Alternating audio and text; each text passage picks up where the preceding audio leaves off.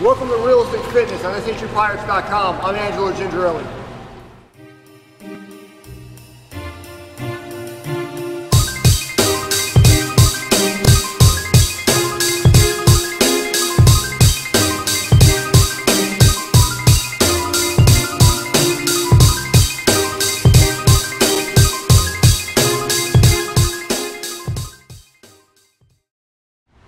I'm with Seton Hall's assistant swimming coach, Kevin Mullaney, and we're going to talk about integrating swimming into your fitness plan. Kevin, everybody knows college swimming is a brutal grind of a sport, and it's part of the reason why when we watch swimming in the Olympics, guys like Michael Phelps, they have some of the best bodies of any athletes out there. Why is that? What's a typical college swimmer's day like, and how hard is their training?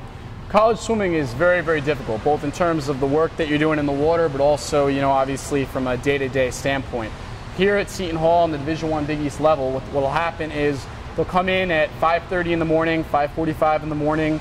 They'll train for about 2.5 hours, then they'll go to breakfast, they'll go to class, they'll come back in the afternoon, they'll train again, and then they're also expected to lift like three days a week, minimum, in addition to dry lands and running. So that's 5-6 days a week of working out pretty hard. Right, that's a brutal schedule. Yeah. Now that's not for everybody. That's your very high level Big East college swimming. Let's say some of our fans out there want to integrate that kind of training into their daily fitness routine. So someone that's maybe working 9 to 5, maybe has some kids, doesn't have 4, 5, 6 hours a day to dedicate to swimming. How can they get that swimming workout and that swimmer's body without dedicating their entire life to swimming? Well, first and foremost, you should definitely swim. That's the one thing we want to emphasize. It's one of the best exercises that you can do. But if you personally, you wanted to integrate this into your training, first and foremost, why should you swim? It's a low-impact sport. It's a mixture of cardio, and it works your muscles. It's light resistance without the weight. It's not going to hurt your joints as much. Not going to hurt your well, that's debatable if you're a competitive swimmer, but it won't hurt your joints. Now, how can you do it? That's your question? Yeah. How can you do it? What you want to do is come in, I'd say a couple days a week. If you have a weightlifting plan, if you have a running plan, maybe stack it on days when you're not lifting, days when you're not running. So for example, if you were to lift weights Monday, Wednesday, Friday, on Tuesday and Thursday, you might want to come in, you might want to stretch out.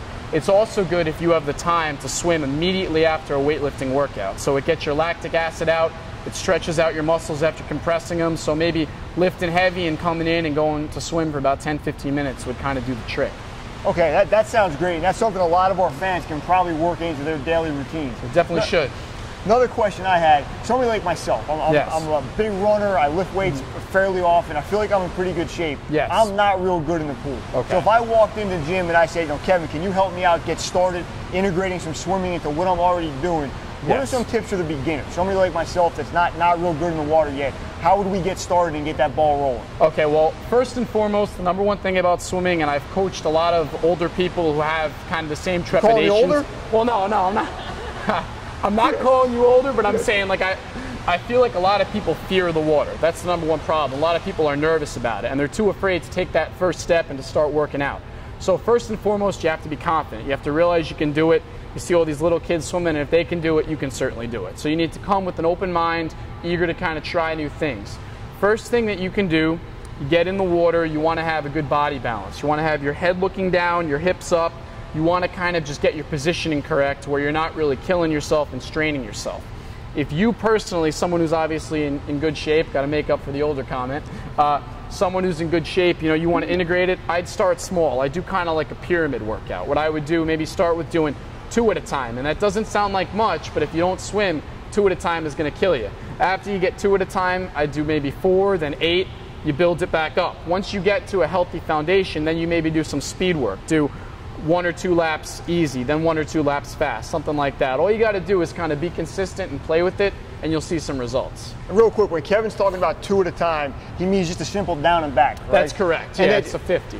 While that might seem like nothing while you're watching at home on the internet, swimming is insanely hard if you haven't done it, and a down and back is way harder than it is on a basketball court or a soccer field or running, because number one, you have to keep every muscle in your body activated to stay moving forward, and secondly, your breathing is limited because of the water.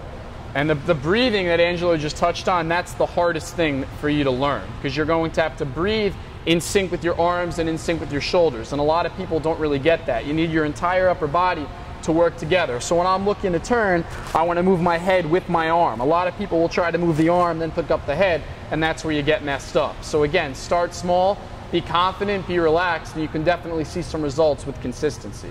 I think that's great. That's some great tips for our fans that might be thinking about integrating swimming into their fitness routines, and hopefully they're already getting into.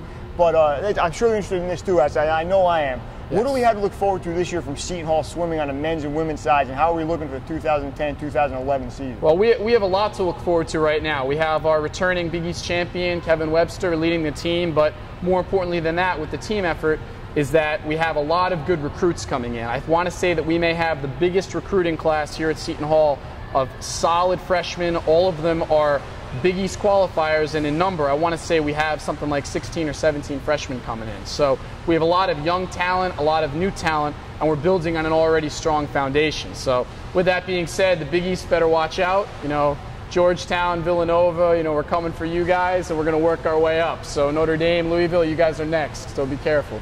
That's great, man. It sounds good. I'm really excited to see what you guys do in the pool this year.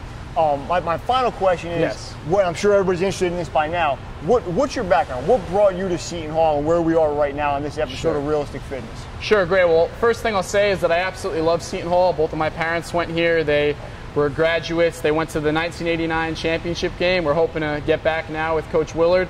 But, you know, I went up to Massachusetts. I swam Division I at Holy Cross, and I was working there for a year. I was coaching there, and the opportunity came for me to come back here to Seton Hall to coach a Division I Big East team, to work at a school that I already had a real affinity for, and that's something that I'm really lucky to be here, and I enjoy it, and it's a great place. Nice. When did you start swimming, just so that people know? I started swimming when I was 11 years old, actually on a summer team that I still coach, Livingston Aquajets, for any of you at home that are watching. It's based in Livingston, and my swimming was great for me. It raised my fitness, it raised my self-esteem, and really kind of the love for fitness is what it cultivated. Since then, I've become an avid weightlifter. I'm a black belt in Taekwondo, so it really kind of helped me branch out into a lot of other areas. But, you know, my love for swimming is what kind of made me not really want to let it go after college, and I'm fortunate now that I can still coach and be here at a school that I like so much. Nice. On your way up through the swimming ranks, on your way to being a Division I swimmer and eventually coach, did you do any lifeguarding? Did you get your David Hasselhoff on anywhere and do the Baywatch thing? I certainly did. I lifeguarded at the Livingston pool. I'm still technically on staff, but I heard the Livingston pool is only 3 feet deep, and the whole lifeguarding, were you telling people to stand up if they got nervous?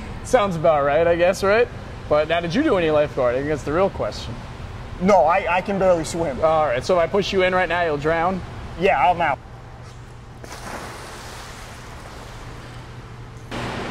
Well, I guess that's another episode of Realistic Fitness. I'm Angelo Gingerelli, and I know I'm supposed to thank all my guests. I'm not thanking Kevin. I'll see you next time when I get dried off.